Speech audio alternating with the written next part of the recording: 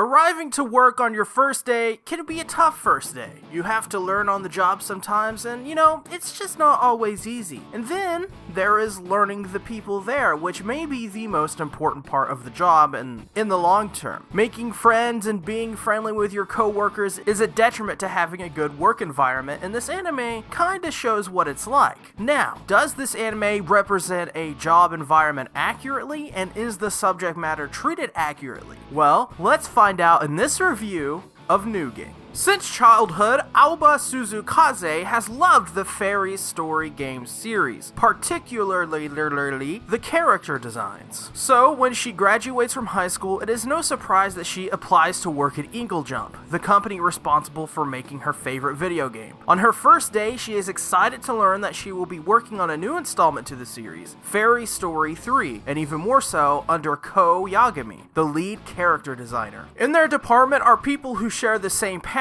for games. There is Yun Iijima, whose specialty is designing monsters, the shy Hifumi Takimoto, who prefers to communicate through instant messaging, Hajime Shinoda, an animation team member with an impressive figurine collection, and Rin Tooyama, the orderly art director, Shizuku Hazuki, the game director who brings her cat to work, and Umiko Ahagon, the short-tempered head programmer. New Game follows Aoba and the others on their adventure through the ups and downs of game making. From making the perfect character design to fixing all the errors that will inevitably accumulate in the process. New Game is from the studio that brought you such anime like Monthly Girls Nozaki-kun, Himoto Umaru-chan, Yuru Yuri, and Gabriel Dropout. The studio is called, of course, Doga Kobo, and I don't know if that's actually how you pronounce it, but anyways, before New Game and Monthly Girls Nozaki-kun, I had never heard of them before, but they pretty much make slice-of-life moe anime, and in many ways, they're a discount Kyoto animation from the late 2000s. And by no means is this a bad thing, as their anime for the most part are what I'd consider the best kinds of moe slice of life. As for this anime, it originally aired during the summer 2016 season of anime with 12 episodes and a standard runtime of 24 minutes. It is directed by Yoshiyuki Fujiwara, who you may know for anime like Plastic Memories, Engaged to the Unidentified, and GJ Club. His directing style is pretty straightforward, and his best work as director is probably moe slice of life, but he's also worked on anime like Attack on Titan for Key Animation, and even worked on one of my favorite anime, Planetes, for in-between animation. It's still hard to believe, but I work for a game company! The one thing I don't like about New Game, though, was how unrealistic the show's premise was treated. If you've read about anything about game development, not even in Japan, you will know it's a very hard job that requires tremendous sacrifice. I've heard stories of people completely leaving the industry because the work required was literally killing them and shortening their lifespan, or even worse, ruining their relationships with their spouse and kids. Japan, believe it or not, is much more extreme in this way. They demand even more sacrifice, so much so that it has driven people to suicide. New Game handles this industry in the safest of ways, of course. You don't see the grueling work hours, and I'm already seeing the argument pop up with Kou sleeping at the office, as well as the part in the series that involves crunch time. Yes, they do cover this, but the way they cover it is an example of the problem that I have with this show. The show almost tries to sugarcoat the work environment of a Japanese game developer. Trust me when I say that working for a Japanese game developer is not a fun job. There have been books written about it and documentaries made. I'm not going to say it tries to insult the audience, but it definitely tries to mislead the viewer into thinking it's all hunky-dory with cute anime girls working together and developing friendships. Maybe in smaller teams it would be something more like this, but I don't doubt for a second that it's the outlier here. So if you're going for an accurate look into Japanese game development New Game, turn to the books and documentaries. This anime has no place in representing the industry accurately, even by a little bit. As for the pacing of the series, it's pretty solid for the most part. The first 3 episodes set up what you are to expect for the rest of the series, and from there cruises along at a fine pace. Just like other anime like it, New Game focuses heavily on moments with characters rather than developing a story. Because of this, the show relies on character moments, and until episode 10, they're all very entertaining, and the premise of the series also helps it along long too. From episode 10 until episode 12, it seems this series just isn't as interesting as it once was. Episode 10 and 11 are easily the weakest and most boring episodes New Game has. This was the point in the show where they kind of started to wrap things up, and because of that, it was just not interesting. Gone was the charm of the show, which was the game development, and at that point, Aoba was well situated in the team too. So what else was there to do? Pretty much nothing. But thankfully though, episode 12 is pretty decent. It's not the strongest writing-wise, but it's still pretty entertaining episode, all things considered. You know what? On second thought, I don't know if I can do this. Hey, you! Spooked ya.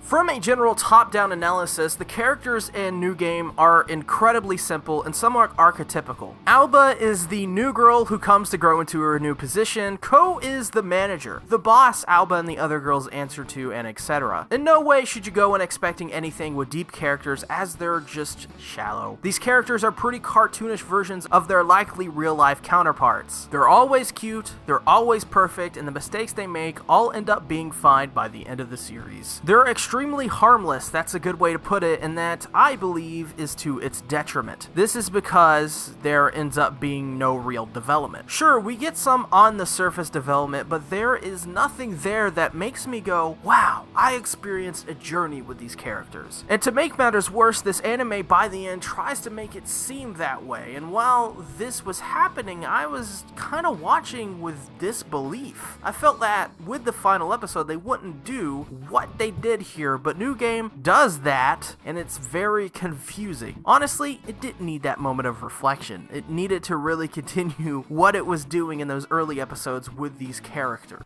I apologize. Wait!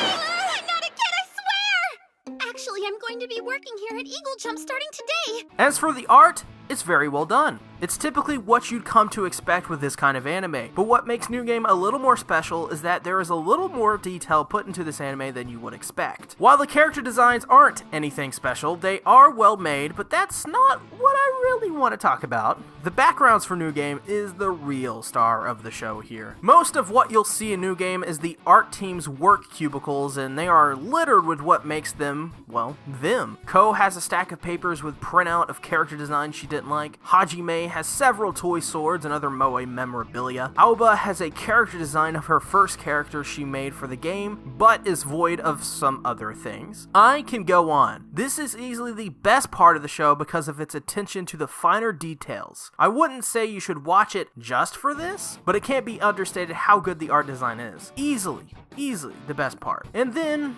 there's the fan service. That's right, there's fan service, and honestly, it didn't need to be there. There are some questionable scenes with a 17-year-old girl. Granted, it only pops up a couple times, but it is there. Basically, the show loves to show Aoba in her underwear, and Hajime also has some really bouncy assets about her, so I guess look out for that if you're looking out for it. I don't know.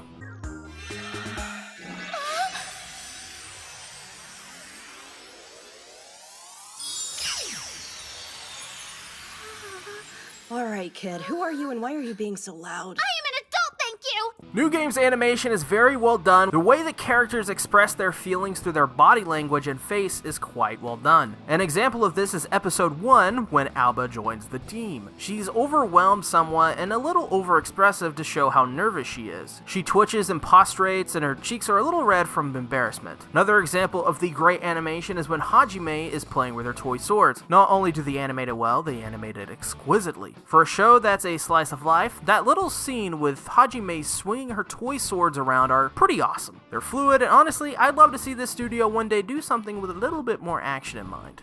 You sure have mature taste if you like yours black. Well, like I said, I am an adult. New Game's dub is easily one of the better in its genre that Funimation have produced, beating out many anime in terms of dub quality this year. Plus, I mean, the dub for New Game is just well casted. Just as an example of the cast we're working with, we have Megan Shipman as Aoba, Michelle Rojas as Kou, Caitlin Glass as Umiko, and finally, Tia Ballard as Hajime. Just the people involved, especially Tia Ballard, is a sign of quality with this dub. The acting isn't going to win an Oscar or anything, but it is still phenomenal. phenomenal. Tia Ballard, just on range alone, playing such a different kind of voice than what you'd normally hear from her, is an example of the quality. I won't go as far to say that the dub is better than the Japanese version because I don't typically watch moe slice of life in Japanese. But if you are a fan of English dubs, the New Game's dub will do the job for you. Like I said, it isn't winning an Oscar, but in terms of Funimation dubs, it's surprisingly one of the better in its genre. Wait, don't tell me. Are you? I'm not that old! I'm 25. I started working here out of high school just like you.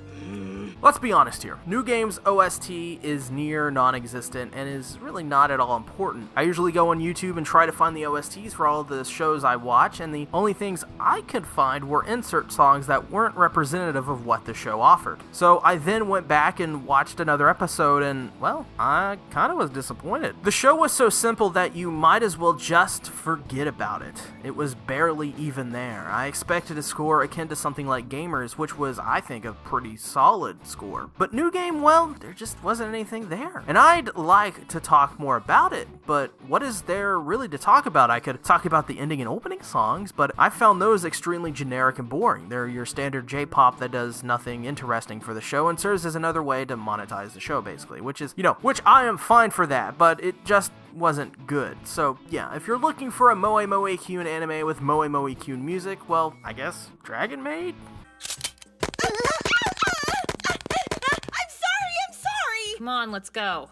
New Game is moe, New Game is slice of life. It's honestly a little boring because it's a whole lot about nothing. But this is something I've come to expect from these kinds of slice of anime, and you know what? That's alright. The genre is really about what you find interesting in it. You pick and choose what you want in a slice of life. New Game has its own fair share of problems along with the problems of the genre itself. The show has a weak last 3 episodes, the characters are simple to a fault, and the score for this show is non-existent. But does this mean you shouldn't watch New Game? Well, it depends, really. It does have an interesting premise with game development being the focal point of the plot, and overly animated characters with their own unique personalities. What it comes down to really is, do you like this kind of slice of life? If you know what you like in anime and can answer that question, it may or may not be for you. New Game Season 1 receives a 7 out of 10. So thank you all for watching this review for New Game. Before you go, I ask that you hit the subscribe button, and if you've already hit the subscribe button, please hit the bell icon. It pretty much notifies you when one of my videos goes up. Because recently YouTube have come out and said, hey, the subscribe button doesn't actually work anymore. You gotta hit the bell icon button now to get all of my videos in your sub box. At least that's the best way. If you consistently watch me, you may not need to hit it, but hit it anyways. And hit it on all of your favorite creators too. It really helps everybody out. So thank you all for watching. I appreciate the support you give me. So I will see you guys later. Thanks for watching.